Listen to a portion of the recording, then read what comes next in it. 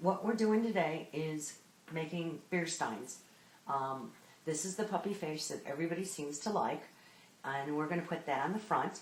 And on the back, we are going to put Burner Mom on one of them and Burner Dad on the other one.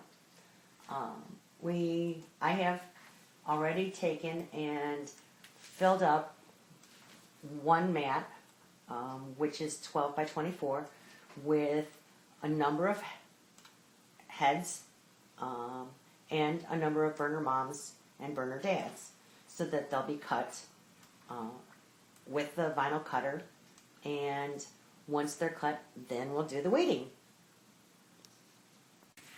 It's 15 minutes later, and the cutter has just finished cutting what I had on the mat, which will be 4 puppy heads and 4 Burner Mom or Burner Dads. And now we start a process called weeding. And with doing them for steins, it's not going to be very difficult because it's going to be a wide area. When I'm doing it for wine glasses or for smaller pieces, it's very tedious. What I'm doing now is a process called weeding, and that is taking the stencil, and I make a stencil for every single solitary piece of glass that I use. And in this case, because the stein is going to have the puppy on the front and Burner Mom or Burner Dad on the back, I am making 2 stencils. I need to take all of the pieces out of the puppy that I'm going to want to have etched, and I am going to leave the vinyl where I'm going to want to have it clear. On a stein, this works out really pretty quickly. When I'm doing a wine glass, it can take me 5 minutes to do one of the dogs, be it the puppy or any of the other head studies. Doesn't sound like a lot, but when you 5 minute and 5 minute and 5 minute things, it starts to add up.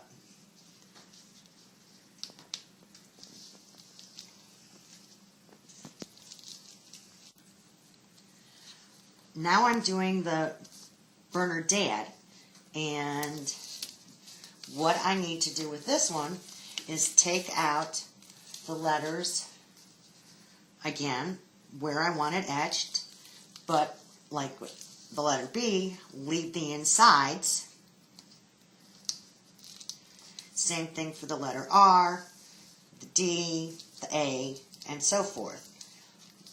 The puppy stencil will go on the front, the Burner Mom or the Burner Dad will go on the back. I can put the stencils on each piece of glass, but I can only etch the front or the back at one time. I can't etch both sides at the same time. So again, every piece of glass, if I've got more designs than one on it, will take an inordinate amount of time because everything is done by hand. Here I have finished the Burner Mom, the Burner Dad, and here is the puppy head. Now that I've made the stencils, in order to get them onto the glass, I use contact paper. And I take a piece of contact paper for every stencil, and I put it on.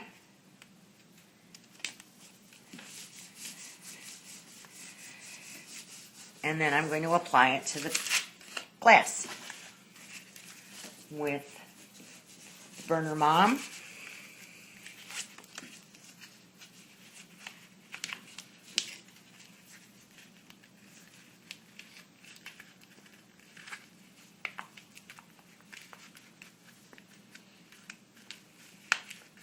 again making sure that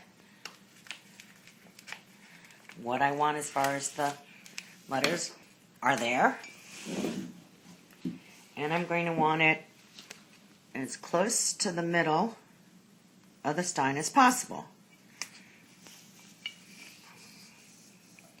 And I apply it.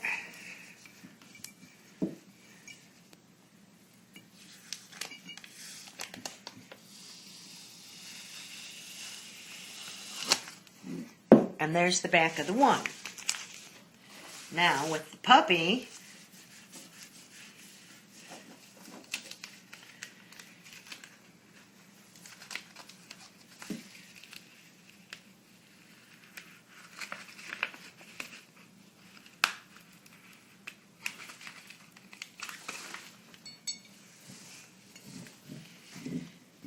the puppy's is pretty large.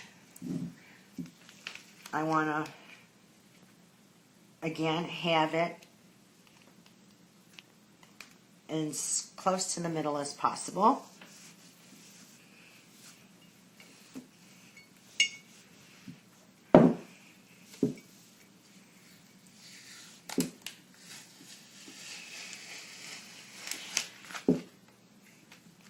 The next step is going to be taping it off so that when I go to do the etching, none of the etching cream is going to go underneath and get marks on the glass in places that I don't want. So, be back in a second. I'm getting ready to do the etching. As you can see, I have applied the stencils to each one of the Steins, and around every stencil, I have applied painter's masking tape. I either use that or I use vinyl itself, because what you want to do is make sure that every place that you can think of that the cream can drip onto is covered.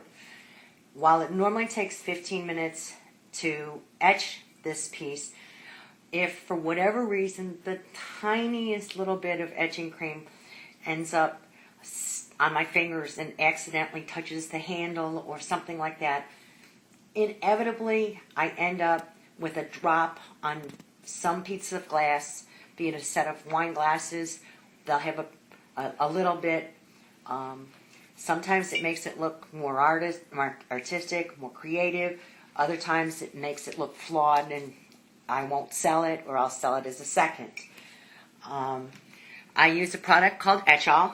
I used to use a different product. This particular product is 100% totally non-toxic, which is really great. I can use this for doing plates now and things that people can eat directly off of, where the other one I couldn't do that, and so it restricted the type of etchings that I was able to do.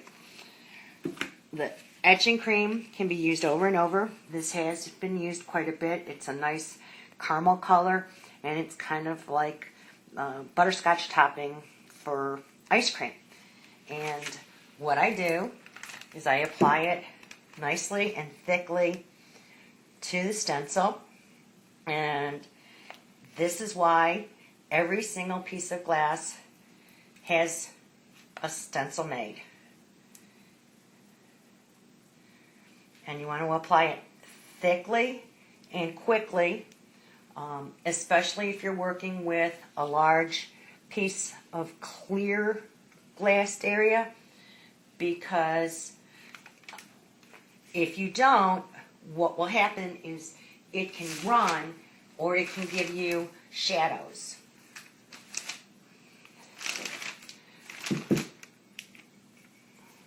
And I also need to make sure, as I'm ready to put the etching cream on, that all bubbles are out.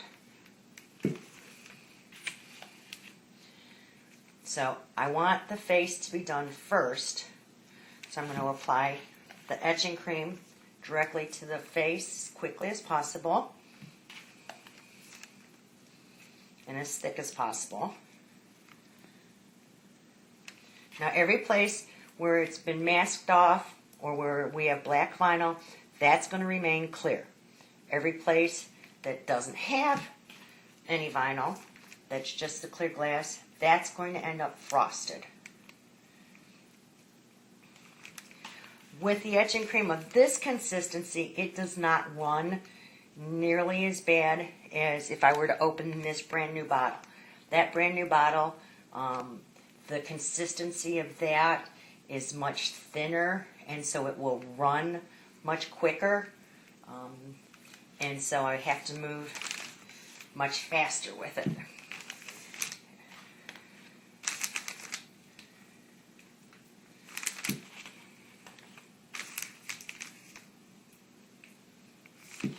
And the Steins are nice and easy to work with because while they are a round piece of glass, they're long and they're kind of flat. Working on wine glasses, it's a round surface and it has a different dimension on the top than it does on the bottom. And so when it comes to applying the vinyl stencil, it's really difficult because I always end up with a piece of vinyl that overlaps, and then I have to make sure that I've got the tape so that no cream can go underneath or anything like that. The etching cream is on now. Okay, I'm taking the cream off.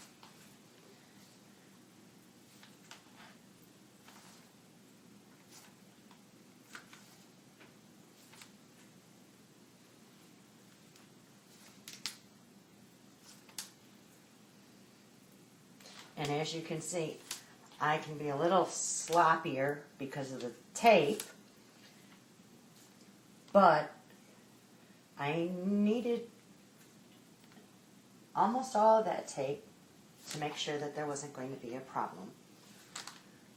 I've done it with the burner dad and with the burner mom. And what would need to be done next is to finish having those set and then take the cream off of it and then do the other side, because I can't run this underwater yet because this part of the vinyl would come up. So let me finish doing this and I'll work on the other side and I'll be back in order to show you what the finished products look like. I'm back and I have taken all of the etching cream off and I'm going to remove the vinyl.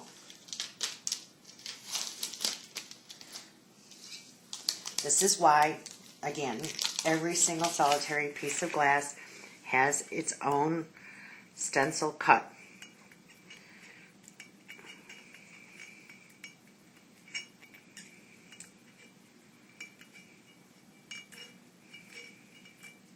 And why it's tedious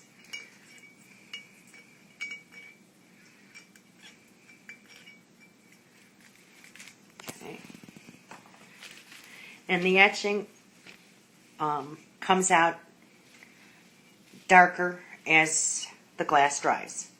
Now here is burner mom with the puppy face, burner dad with the puppy face, and the puppy face. This is a little bit different because this puppy face is, as you can see, much larger than the other one. So there's changes, a little bit modifications in every piece of glass that I use. I'm back and I have taken all of the etching cream off and I'm going to remove the vinyl.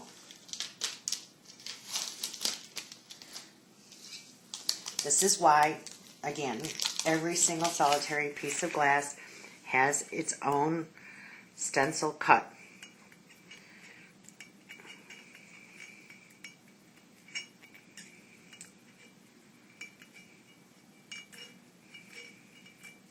And why it's tedious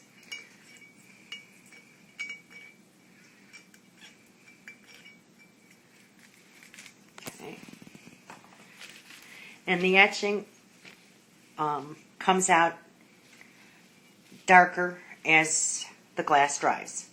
Now here is burner mom with the puppy face, burner dad with the puppy face, and the puppy face. This is a little bit different because this puppy face is, as you can see, much larger than the other one. So there's changes, a little bit modifications in every piece of glass that I use.